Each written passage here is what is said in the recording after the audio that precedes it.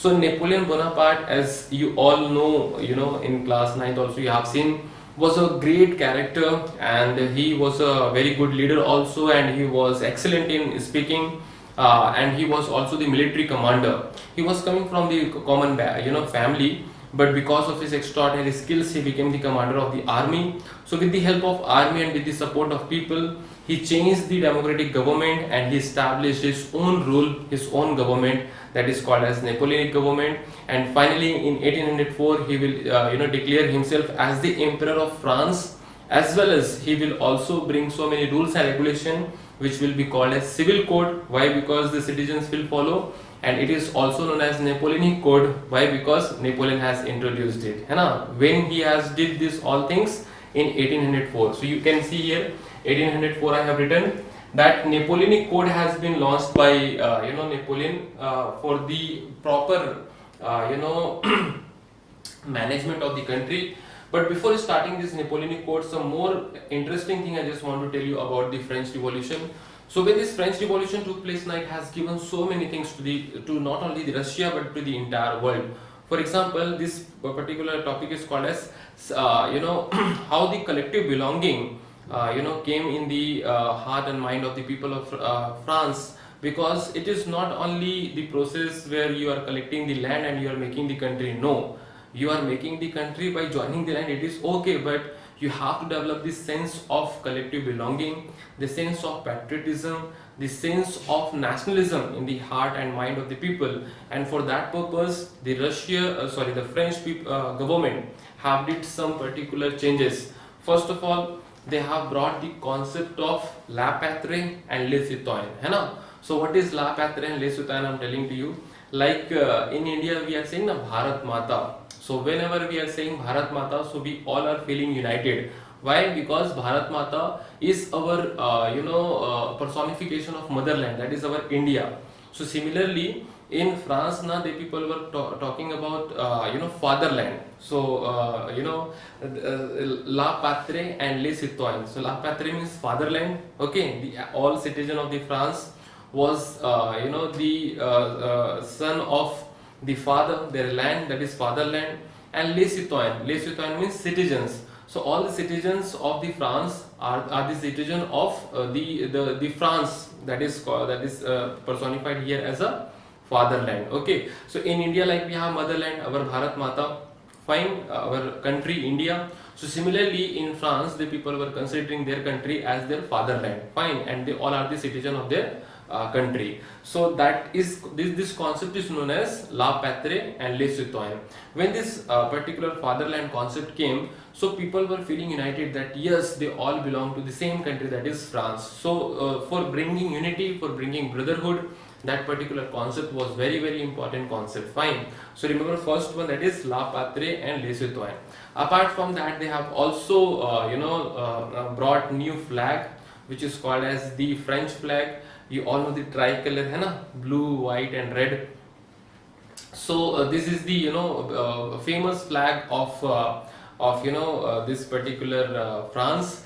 Apart from that, we have the next very important particular point here, that in this particular France they have also given a new national anthem which is called as Versailles.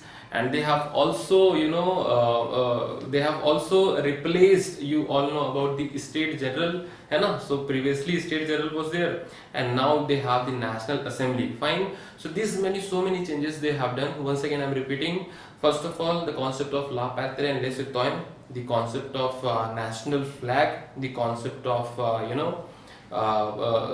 this state general was replaced by National Assembly, as well as I have told you about the national anthem, as well as they have also made their particular language, French people were speaking in French language, and other local dialects of the France has been neglected, and only French language has become the national language of France. So this type of so many changes they have done over the period of time. As well as one more very important thing I just wanted to tell you here, that the concept of nationalism what emerged in France. So the government of the France wanted to take this particular feeling of nationalism, idea of nationalism, to other parts of the Europe also. So this task has been given to the army of France, and the army of France has were going to the foreign countries, and they were spreading the idea of nationalism. So this type of things were there in this French Revolution. So these are the ideas of collective belonging. So when the question will come that related to the collective belonging, so you will write about this national flag, है ना, about the language, that is French language, about the La Patrie and Les Citoyens, है ना, about the national anthem. So these many points you will add in this particular collective belonging. I hope this is clear to everyone. After that, since it is a revision lecture, that is why I'm not writing in detail whatever I'm dictating, है ना, you can stop the video and you can make notes wherever you want. Fine. So here the next one we will discuss about the Napoleonic Code. So remember everyone, Napoleonic Code is having positive points also and negative points also. So I'll tell you one by one. So here I'm just writing Napoleonic Code was having positive points also and negative points also. Okay, so here positive and negative both points are there. So one by one I'm telling to you about the positive and negative points of Napoleonic Code here. So first of all we are starting from the positive points.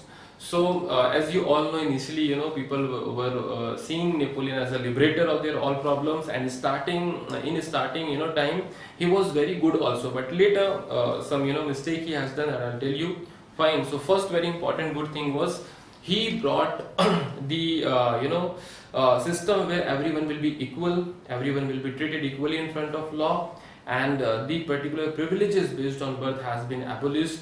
Okay, so one by one I'm just telling to you point wise, है ना. First one is everyone will be equal in front of law. The second one is privileges based on birth has been abolished. Abolished means finished.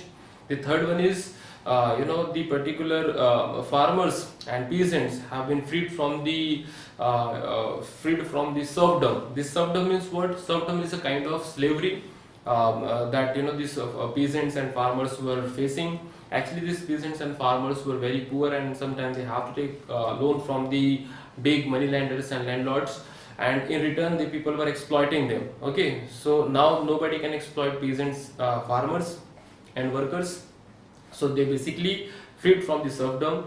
The fourth point is he also abolished the feudal system. As I was telling to you, feudal system is the concept of the system where the big landowners, the big landlords, they will give money, or they give their particular land to the poor farmers, poor workers, and in return they are taking huge amount of returns from these peasants and workers, and if they are not able to repay them, the people are exploiting these poor workers and peasants, है ना.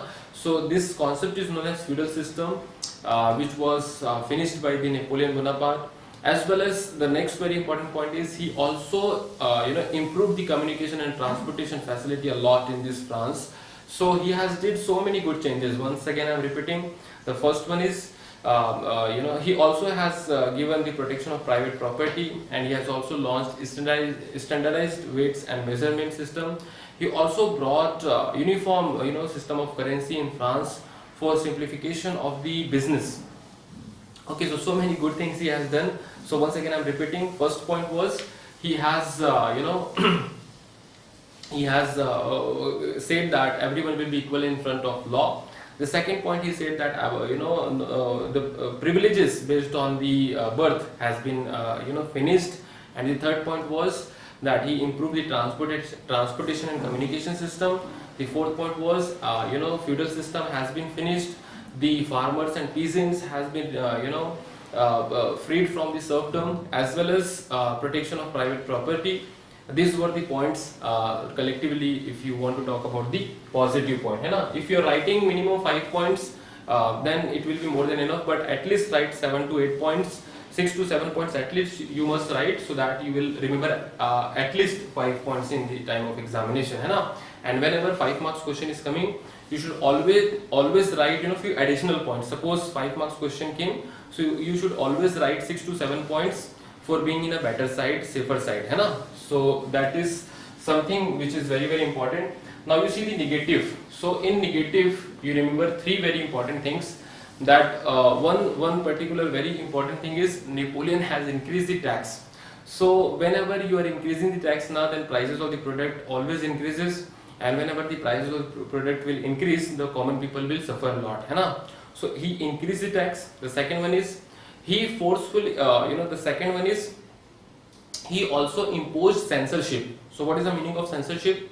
Now you cannot criticize Napoleon Bonaparte and his policies, and if you will criticize, you will be under jail and you will get punishment.